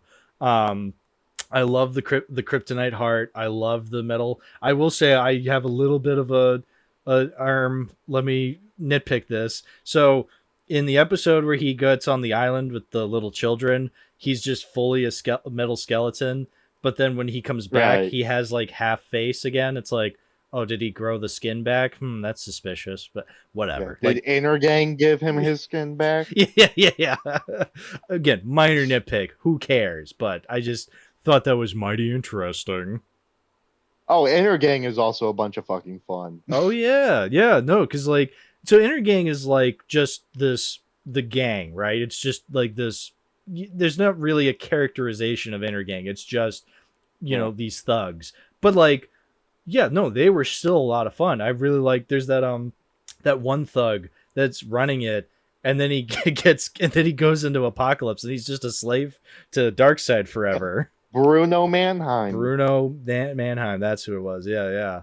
It's just a really fun villain organization to see, because it's literally just a mafia organization of Mhm. crooks if they had alien weapons. Oh yeah, that's great. Yeah, it's like the hired goons of the Batman universe, but yeah, they have fucking science fiction technology because they're dealing with fucking Yeah. Superman, and Superman, yeah, is very much more science fiction orientated. So you're gonna have like hardcore crooks and gangsters. Yeah, boss, we're gonna defeat Supes, and then they got like a fucking laser gun. That's great.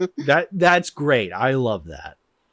Yeah, and the weapons that they have, that we see them have, are also really creative. Like we have this fucking magnet rod, a bunch of gloves that form big plasma fists. Yeah, that's great. I love that. That's Yeah. so much fun. It's just such a fun show all around. Yeah, absolutely. I had so much more fun with this show than I was anticipating. I mean, I was anticipating something good because I loved the Last Son of Krypton DVD growing up. But now that I can see what expanded from that was also really fun. Yeah, no, I'm a huge fan of this show now. I would love to own it physically. I need it on Blu-ray.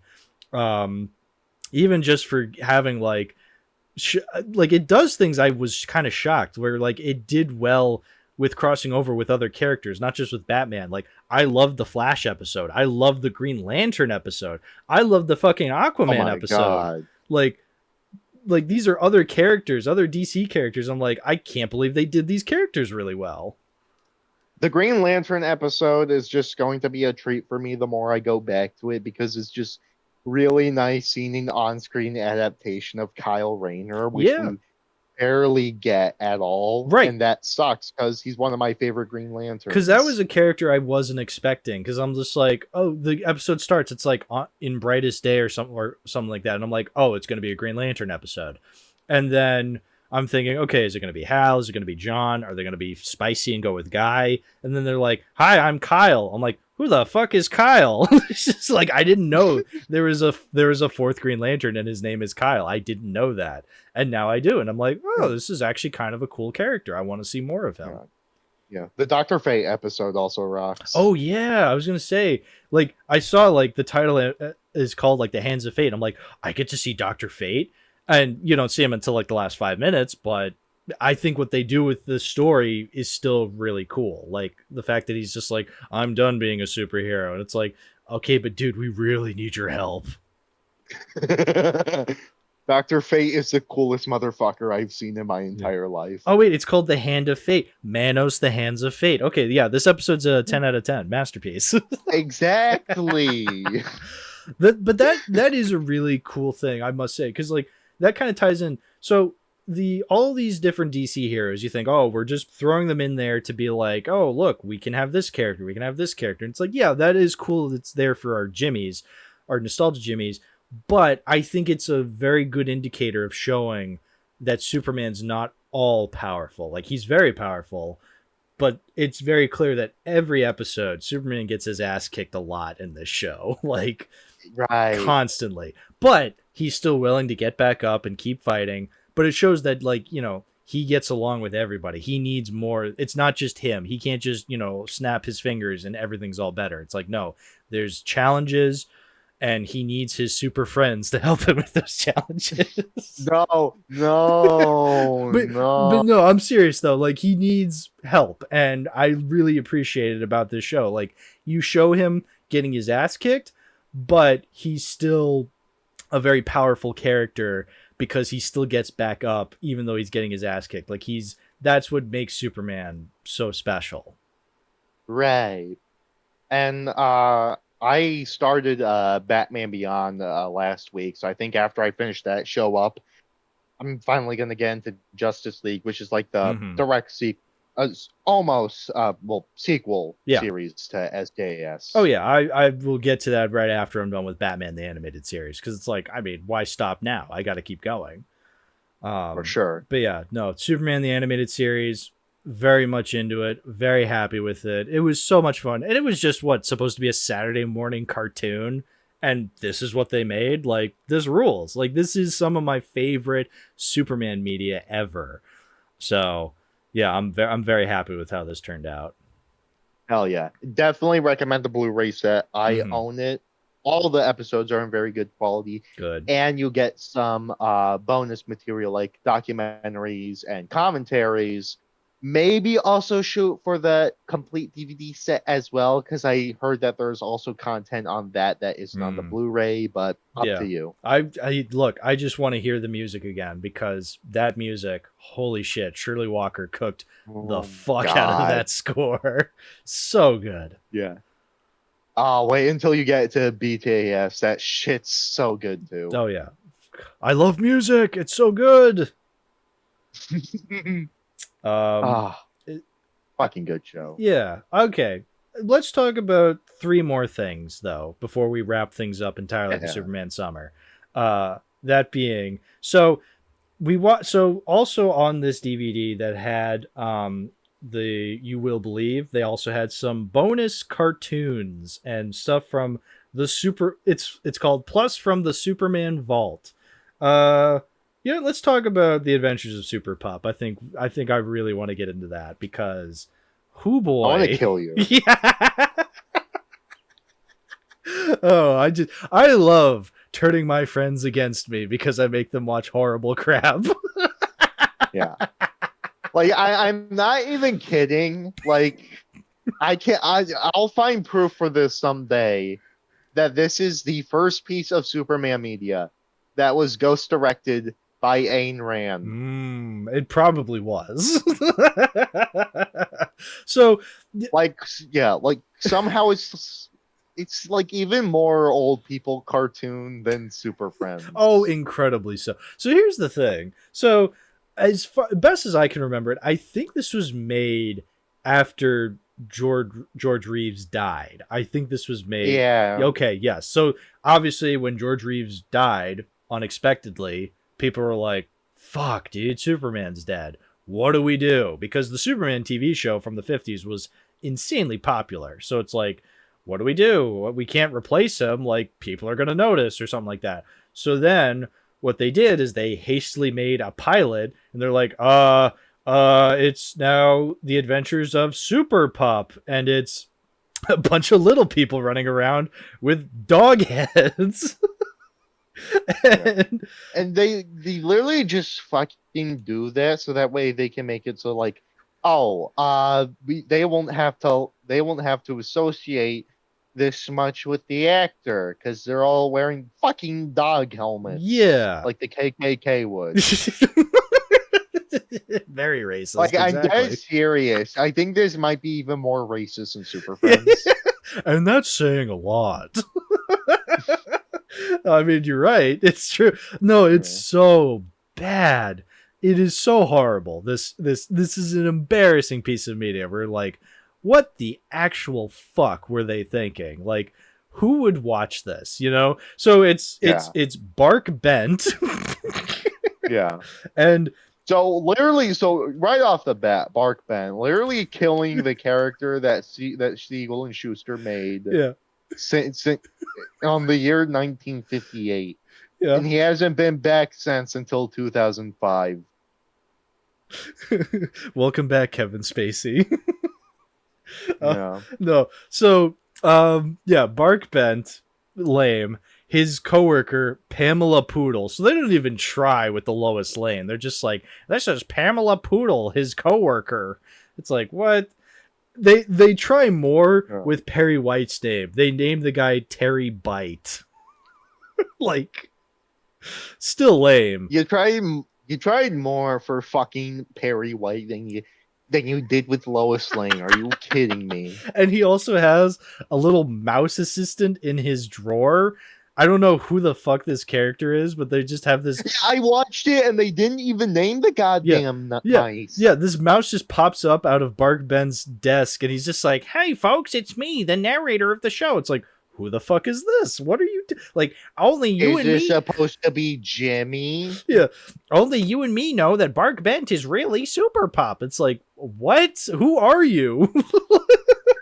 So and like every once in a while they would cut more like Super Cock. Yes, Super Cock. Who else fights who else fights Dr. Sheep Dick? Yeah, like seriously. Yeah, there's no subtitles, so every time they said the professor's name, they're just like, Professor Sheep Dip, but it sounded like Sheep Dick. I'm like, this is a kid's program, right? Why are you naming him Sheep Dick?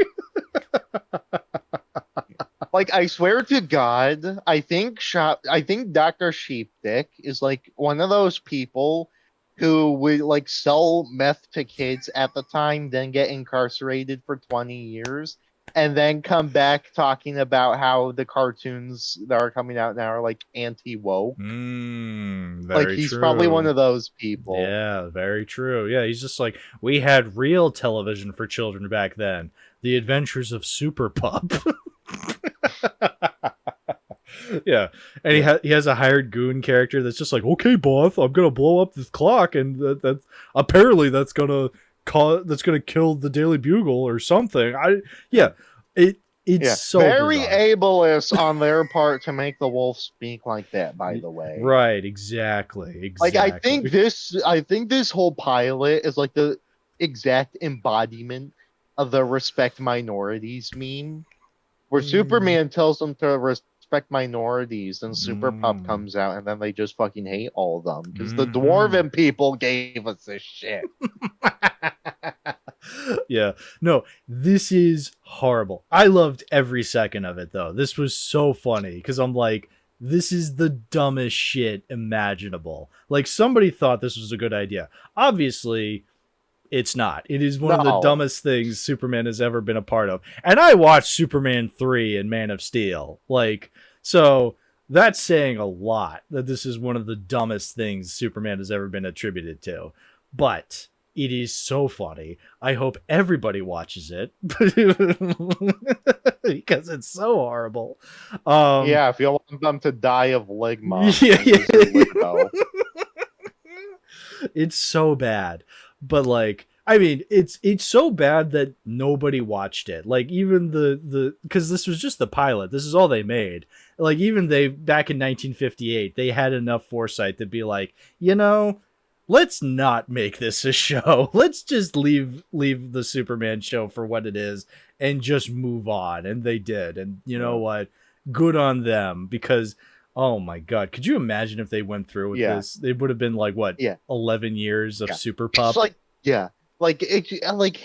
it was a pilot that was only made in 2 minutes. Yeah. Because you think about the idea for 5 minutes and then you get secondhand embarrassment. Oh yes, exactly. Like, I feel embarrassed. There were so many times I was watching this pilot and it looked so obvious that the actors had no idea where they were going because they had giant fucking dog heads covering their eyes. Like, there's that part where, like, they put the clock over the hired goon because, remember, he has a bomb in a clock and he has to go and bring the clock to the Daily Bugle to blow it up. And so Professor Sheepdick goes over to the door to open it for him, and it's so obvious that the actor playing Professor Sheepdick has no idea where the door is, so he's feeling the door. It's like he's trying to open it. It's so bad. God. And I hope everybody. You want to know what the fuck? You want to know what the fucking best part is? Like, the absolute best part. What? Not even halfway through, it goes from color to black and white. Yes, yeah, like 25% of the way through, it just switches to black and white for no reason because they didn't have any colored versions. It was so funny. I'm like, oh, I guess this is the part of the pilot where they could only find the black and white part, and then it just was black and white for the rest of the pilot. It's like, oh, okay. Yeah. And you have like whole sequences where Super Pup is like just flying in a straight line, and I just kept thinking he's like the one Superman who would probably do 9/11, like, unironically. Well, he did have the clock, the bomb in the clock, so Yeah, exactly. Yeah, you know what? I see plenty of evidence to agree with you. They also keep on reusing this one shot where they're driving in the car, and I think that actually drove me insane. Like, I hate this. It was so bad. Yeah, no, it's pretty impressive that this is one of the most embarrassing things I've ever seen Superman in. And yeah, but it's Super Pup. It was so bad. But it wasn't the only thing in the vault. Oh, wait, no, go ahead. I will say the other thing if this was in the vault now, they would have like a scene where the wolf does successfully blow up the Daily Planet, and then Ice Cube is watching in the distance and goes, "Damn." Yeah.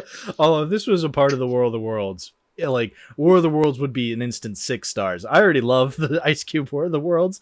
It's so good. Oh, so for all you curious, I did see War of the Worlds, the Ice Cube one. It's so bad. It's so funny though. You just have to watch it. Yeah. Yeah, this here is just War of the Pups. Like that's basically what this shit is. Yeah. Total garbage. Yeah, so it has, instead of Ice Cube though, it has little Bow Wow.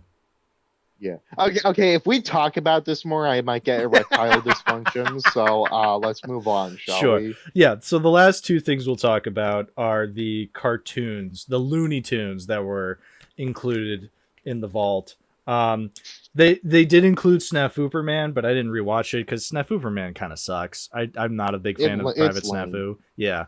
But the whole thing with Private Snafu is that it's just for people in the military. Right. So like, yeah, and there's no booby trap joke in that one, so lame. Yeah. But anyway, the Warner Brothers cartoons we did watch were Super Rabbit and Stupor Duck. So featuring our favorite cartoon rabbit and duck. No, not that one, the other one. So let's talk about Super Rabbit. So they're both very clear parodies of Fleischer's Superman. Which makes sense for Super Rabbit because it's like 1943. That's when, Fleischer was still at the top of the world. And it's Bugs Bunny as Superman. Like, what more do you want? Yeah. Like, it's so funny. Yeah, really funny. I watch these, most of these, like, I want to say like a few months back when I first did my Superman marathon, and I think with Super Rabbit, it's really funny and cute, but not like the greatest thing in the world, I think. Yeah, because I think for what it does with the Fleischer jokes, because they have like faster than a speeding bullet, and it's one of those cork guns, faster than a locomotive, or more powerful than a locomotive, and it's just like this, little engine that could look an ass locomotive. Like, that's funny. Or like able to leap tall buildings, and then he gets stuck like halfway through. Like, yeah, that's funny, but then the rest of the cartoon doesn't really have anything to do with Fleischer. It's just Bugs Bunny in clear pajamas and a red cape, and he's just like, "It's me, Super Rabbit," and that's it. But like the jokes there, and then still he goes funny. after, and then it's just him beefing with like a rabbit wrangler. Yeah, some shit. If there's one thing I hate more than a rabbit. It's two rabbits. Rabbit. Or when he passes the horse walking in the air, he's like, "A rabbit up here?" So funny. Yeah. But I will say, of the two shorts, Stupor Duck is the clear victor. Ooh, okay. You know what? I do love Stupor Duck. Like, that one is so funny too. I love Daffy. It is. Like, you grow up loving Bugs because you think he's so cool, and then you get to be an adult and you're like, no, I think Daffy's a lot cooler than Bugs. That's my hot take. I love both Bugs and Daffy. I haven't tuned Max as much as you have yet, but I think I do agree that I personally prefer Daffy. Yeah. And I think I always have as a kid, so there's that. Yeah. Look, I love both Bugs and Daffy, but I think as an adult, I lean more towards Daffy making me laugh harder than Bugs does. Bugs will make me laugh really hard, but it's because of what's happening to other characters and not necessarily Bugs. Whereas with Daffy, anything that Daffy does happens to him, and so when I'm laughing at him, the laughs hit harder. But yeah, no, he rules. And yeah, again, I just love the fact that he's just wearing clear pajamas and a red cape, and he's just like, "It's me, Stupor Duck." And the whole point and like the whole plot of this short is Daffy trying to hunt down Aardvark Ratnik. Yeah. Because he heard a fucking cartoon in his editor's office. Yeah, his editor, who just so happens to be watching television, he's just like, "This looks like a job for Stupor Duck." It's so funny. Yeah, and he just keeps getting himself into more trouble. Like, he fucking crashes out the window, crashes into a building. He's like, "What a lousy place for a building." Is that the Aardvark Ratnik I hear? This is a job for the Lightbringer. Don't you talk about me, you son of a bitch.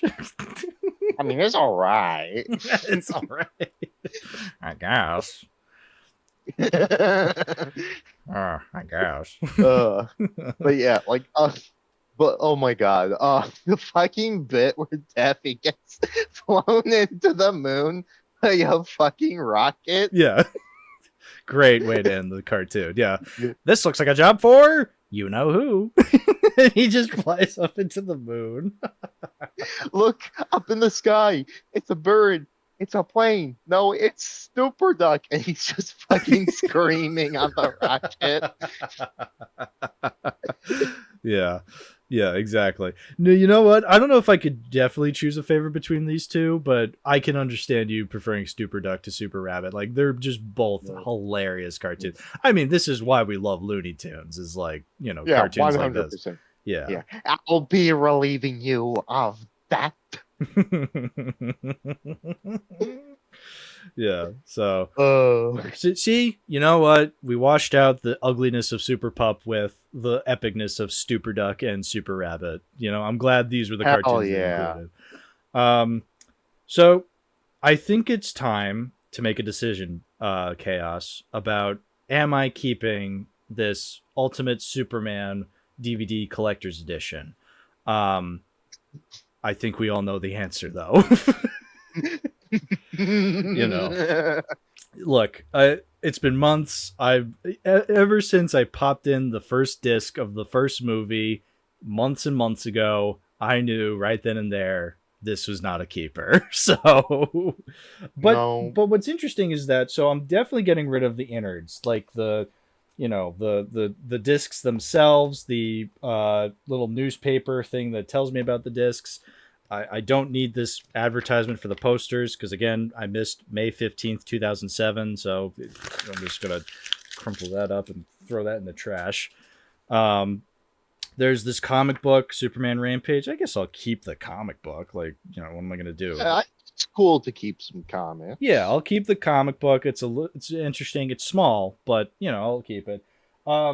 There's this really cool slipcover that's, scratchy in like, yeah, you know, like the fucking it's the same thing as my Shazam DVD, where like it's this right, motion cover, although it looks kind of strange. But anyway, I do not like those. Those never good. Those never feel good on my hands. Yeah, they are weird, especially my nails. Yeah, so I'm getting rid of that as well. Now, here's the interesting part. What this entire collection came in, and I think I've shown pictures of it in previous episodes, is this giant metal case that has the big Superman logo on it. And it was really cool that like it came in this giant metal box that has the giant Superman logo on like all four sides. And I just think this is such a cool thing, this cool Superman box, that I'm keeping the box. And here's what I'm going to do. I am going to place the very pinnacle of Superman media, in my opinion, in my collection, in the Superman box. So, I have here with me my Last Son of Krypton DVD. That's going in the box. Oh, hell yeah. I have my Max Fleischer Superman cartoons all on Blu-ray, because I got the Blu-ray after I got rid of the DVD. So that's going in the box. I have Superman the movie, the 1978 movie, on 4K. I went out and bought it. That's going in the box. And as we speak, I have already pre-ordered Superman 2025 on 4K, and that's going to be coming at the end of September. So expect to see that. That's also going in the box, and that's what's going in the Superman box. I also have Superman. That fucking rocks. Yeah, no, that is awesome. I also have Superman 4, The Quest for Peace on Blu-ray because it's hilarious. I won't be able to fit that and Superman 2025 in the box together. So unfortunately, I'm going to say Superman 4, you do not get to be in the box, but you do get to be in the collection. So there's that. So yeah, that's that, my friends. I would say wraps up Superman Summer, the summer of Superman. Chaos, what have we learned about Superman Summer, the summer of Superman? I think that the best thing that we've learned from the summer of Superman is that Superman fucking rocks. No questions asked. But also in general, I think this whole summer has been very eventful for me. Mm-hmm. Not just for a bunch of IRL stuff, but also just really connecting with Superman on a level I really haven't before. Because I think when starting out as a Superman fan, I can trace back to all this, where I was getting into DC and I was really getting into it via the Batman movies and Teen Titans, and what really led me into getting into Superman, the Legion of Superheroes TV show. Then I read the Jeff John comics, and since then I've been on this journey where I've gone from a casual to the kind of pretentiousness that, a Twitter Superman fan would have, to ultimately just being in this place now where there's a lot of Superman stories that I really like and really appreciate. And even some of the lesser ones like Man of Steel and Superman 3, I can always find something in them to appreciate. And to me, he is the best DC hero by a good chunk. Oh, yeah. No, I'm in full agreement. Because I did this whole Superman summer thing, I've grown to really appreciate him as a character way more now than I ever have. Like, to the point that, yeah, he's one of my absolute favorite superheroes now. I think I've learned what it is I love the most out of Superman. Because as a kid, I loved Superman, but that was only on a visual sense because, you're a kid. You don't really soak in a lot of things thematically. You soak in just visuals. And I just thought the blue, yellow, and red color scheme was awesome. Whereas like now as an adult, I can appreciate a lot more of the more subtler things, the things underneath, the themes, the thematicness, the things that you wouldn't notice as a kid, but that you grow to learn as an adult. And like, yeah, no, that is something I hold very near and dear thanks to this whole event, thanks to going through so much Superman stuff. We're nowhere close to watching everything Superman related. We'll be back, I'm sure. Like there's plenty more Superman stuff I want to watch, like the George Reeves show. I want to watch more of Justice League. I want to read a hell of a lot more Superman comics. So, my Superman journey is nowhere near done. It's only just beginning. But as far as neither is mine, but I'm always glad to help a friend when it comes to this. Absolutely. But yeah, in terms of too many movies, this is the end of Superman Summer 2025. So, well, Chaos, now's your chance to shout out your stuff, dude. Where can people find you? They can always find me on Blue Sky and Letterboxd. I think those are always the two easiest options. Though there's always my Tumblr and also my serialized and backlog for those other two hobbies I tend to indulge in. But you'll also see me around YouTube sometime if I ever decide to upload something. But I've been getting ideas. I'm always out there, always creating, always working, and always down to have a good chat with someone. Great. Yeah, no, that's awesome. Yeah. All right, folks, this has been Superman Summer, the Summer of Superman. And tune in next week for the 12-pack DVD episode. I just finished recording the last part of that yesterday. That's been a month-long thing, and I can't wait to show people that. So look forward to that. But thanks for watching. We'll see you all next time. Bye-bye. Peace out. Quest for peace out? Quest for peace out, baby. Yeah.